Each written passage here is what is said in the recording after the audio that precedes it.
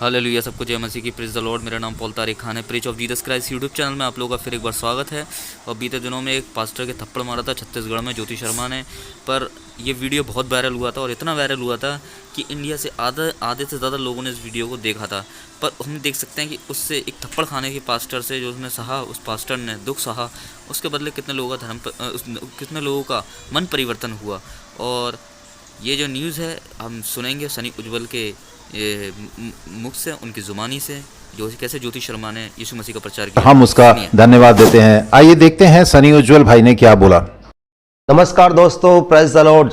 आज का विषय और थंबनेल से आपको पता पड़ ही गया होगा कि आज मैं आपको किस चीज़ के बारे में बताने जा रहा हूँ।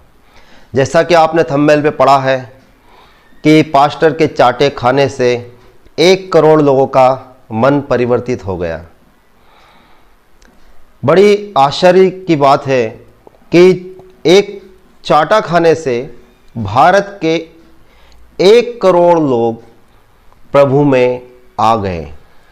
ये विषय बहुत गंभीर विषय है साथियों, और इसलिए मैं आज आपके सामने राष्ट्रीय विश्वासी महासभा मंच के द्वारा आपको ये बताना चाहता हूँ कि इस दुनिया के अंदर जितने भी हम धर्म के बारे में जानते हैं और पढ़ते हैं, उन सारे धर्म में सबसे अच्छा और सबसे उत्तम मार्ग अगर है तो वो मसीहा का मार्ग है।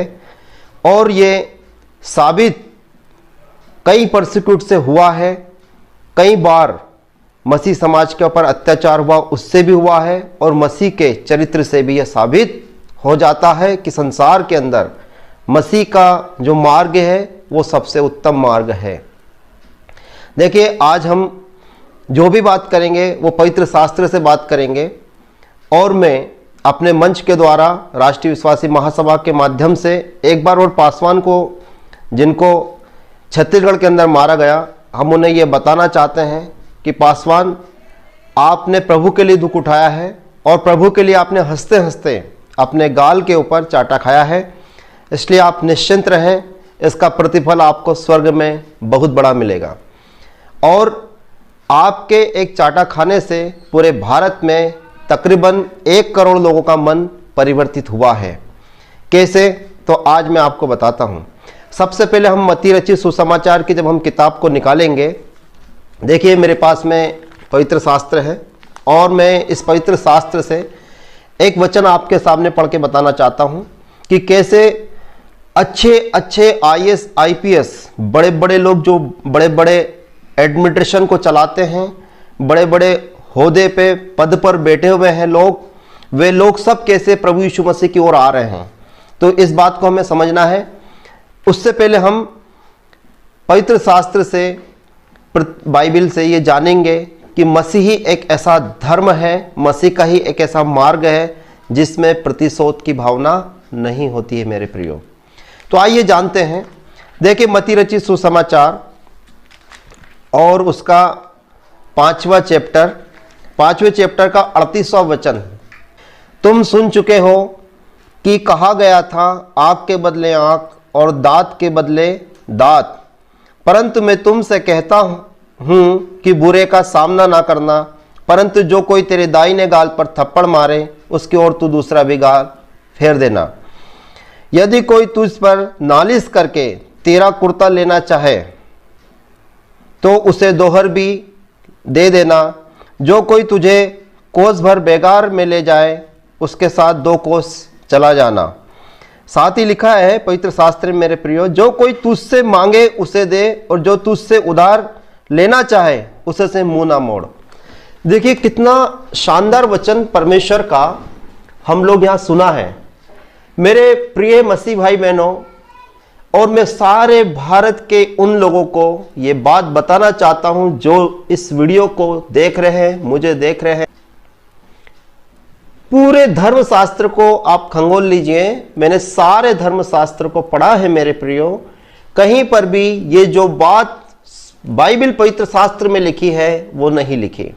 यहां पर इस प्रकार से लिखा है कि जो प्रतिशोध, देखो प्रतिशोध क्या होता है। जब अगर कोई हमको किसी भाई ने इस गाल पर झापट मार दिया तो हमारे अंदर एक प्रतिशोध की भावना उत्पन्न होती है, और वो भावना ऐसी होती है कि अब मैं इसको तुरंत इसकी गिलावन पकड़ के एक और झापट में भी इसके गाल पर जड़ दूंगा। और ये प्रतिशोध की भावना संसार के सारे धर्मों में है, परंतु मसीहत में यह प्रतिशोध की भावना नहीं है, क्योंकि बाइबल जो पवित्र शास्त्र है उसका वचन हमें यह सिखाता है। और मसीह का वचन हमें क्या सिखाता है कि देखो तुम सुन चुके हो, यहां पर लिखा तुम सुन चुके हो, किसके बारे में बोला गया? मूसा की जो व्यवस्था थी जिसे यहूदी लोग मानते थे, मूसा की व्यवस्था में अगर कोई किसी की आंख को फोड़ देता है तो उसकी भी आंख को फोड़ दिया जाता था। अगर कोई चोरी करता है तो उसके हाथ को काट दिया जाता था। अगर कोई गलती से कोई पत्थर फेंक रहा है और सामने वो व्यक्ति आ जाता है और अगर वो मर जाता है तो उस पत्थर फेंकने वाले व्यक्ति को भी पत्थर से मार दिया जाता था। अगर कोई व्यभिचारी स्त्री पकड़ा जाती है तो उस स्त्री को तब तक पत्थर मारते थे मूसा की व्यवस्था के अनुसार जब तक कि वो पूरी तरीका से मर ना जाए। तो ये यहां पर अगर किसी से कुछ गुनाह हुआ तो उसको जान से मार दो, ये मूसा की व्यवस्था कहती थी। मगर प्रभु यीशु मसीह ने इन सारी चीजों को बदल दिया, परिवर्तित करके हमें नया नियम दिया। और देखो क्या कहा प्रतिशोध की भावना के बारे में कि आप मसीह हो और आप मसीह का चरित्र को पहन लो, आप कभी भी अपने अंदर प्रतिशोध की भावना नहीं रखना। अगर कोई तुम पे लिखा हुआ है नालिश करके, अगर कोई व्यक्ति तुम पे जोर जबरदस्ती करके अगर तुमसे एक कुर्ता ले ले, ये जो मैंने शर्ट पहनी है ना, ऐसा एक कुर्ता अगर मांग ले या ले या छीन ले तो तुम अपना पायजामा भी उसको दे देना। अगर कोई तुम्हें बेवकूफ बना के कि ये तो सीधा साधा मसीह है, मैं इसे बेवकूफ बना देता हूं और मैं इसको एक कोस फालतू मेरे काम के लिए ले जाता हूं, है ना, और मैं अपना काम कर लूंगा और मैं इसकी गाड़ी यूज कर लेता हूं या मैं इसको किसी भी काम में वो आपको यूज कर लेता है, तो बाइबल कहती है आप उसके साथ में 2 कोस चले जाना। देखिए कितना हमारे जीवित परमेश्वर का वचन एक सत्य वचन कैसे सिखाता है हमें, बताइए आप। और लिखा हुआ है कि अगर कोई तुमसे मांगता है ना तो उसको दे दो। और बाइबल में तो यह लिखा है कि अगर आप एक बार दे देते हो तो उससे दोबारा कभी मांगना भी नहीं। तो यही तो हमारा वचन है। यहां तो लोग 10 रुपए देते हैं अन्य जाति के अंदर, वो 10 रुपए वापस सही समय पर नहीं लौटाते हैं तो उसका मर्डर हो जाता है। 1000 2 4 5 10 हजार में लोगों को मार दिया जाता है। ये अन्य जाति की शिक्षा और उनके धर्मों की शिक्षा है, पर मसीह की शिक्षा ये नहीं कहती है। मसीह की शिक्षा ये है कि अगर कोई तुमसे 10 20 50 हजार 1 लाख रुपए अगर ले भी लेता है तो तुम दोबारा उससे नहीं मांगना। ये हमारा परमेश्वर का वचन है। और आइए हम वचन से और जानने की कोशिश करते हैं। यहां पर लिखा है परिश्रम करने वालों और बोझ से दबे हुए लोगों मेरे पास आओ, मैं तुम्हें विश्राम दूंगा। इस सारे संसार में ये बात कभी किसी ने नहीं कही कि है परिश्रम करने वालों और बोझ से दबे हुए लोगों मेरे पास आओ, मैं तुम्हें विश्राम दूंगा। देखिए हमारे जीवित परमेश्वर की शिक्षा और तालीम इस दुनिया की श्रेष्ठ तालीम है। मसीह की शिक्षा इस दुनिया की सबसे श्रेष्ठ शिक्षा है। मसीह इस दुनिया का मास्टर है। मसीह इस दुनिया का गुरु है जिसने इस दुनिया में कैसे चलना, कैसे उठना, कैसे बैठना, कैसे लेटना, कैसे खाना, कैसे पीना, कैसे हमारे दिमागों के अंदर हमें कौन कौन सी बातों को रखना और कौन कौन सी बातों को माइंड से हटाना, वो सब हमें सिखाया है। देखो बाइबल कहती प्रतिशोध की भावना नहीं रखना, पर यहां पर वचन कहता है मती रचित सुसमाचार 11 का 28 कहता है हे बोझ से दबे हुए लोगों मेरे पास आओ।